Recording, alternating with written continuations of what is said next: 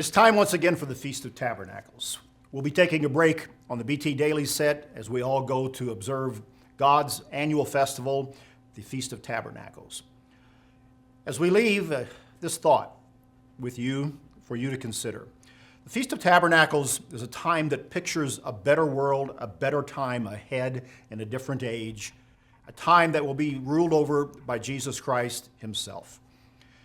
The scriptures talk about the anticipation and the hope of a utopia, of a better world, and it shows one very important thing, that the only way that utopia, that peace, that worldwide kingdom will come is through the intervention of Jesus Christ in history and the establishment of the kingdom of God on this earth.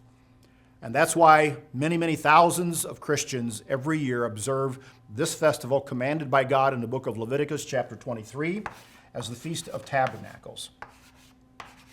And it is a time that is so eloquently put by the prophet Isaiah in chapter 2, where he writes about a time when the nations will go up to Jerusalem and begin to worship God.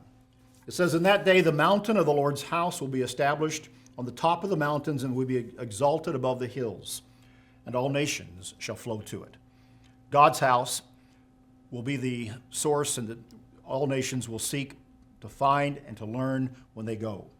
Many people will come and they will say, "Let us go up to the mountain of the Lord, to the house of the God of Jacob, and he will teach us his ways, and we shall walk in his paths. For out of Zion shall go forth the law and the word of the Lord from Jerusalem." Imagine that. The house of Jacob will be a place that will draw people. Jerusalem will be a place that people will go seeking to learn God's way, and not the multitude of paths of confusion that trod that particular city's streets at this time. God is ruling from Jerusalem. In verse 4 it says, "He shall judge between the nations and rebuke many people. They shall beat their swords in the plowshares and their spears in the pruning hooks. Nation shall not lift up sword against nation, neither shall they learn war anymore." The art of war will be gone. Instead, people will go to Jerusalem, to the house of God, to the place where God has placed his name, and there they will learn peace. May that day come. May that day arrive sooner than we can ever anticipate and hope for, by God's grace and by God's perfect timing. And when it comes, may it bring the peace and the rest for the world, for its peoples, for all the nations who will be gathered in a different time and place to learn the ways of God.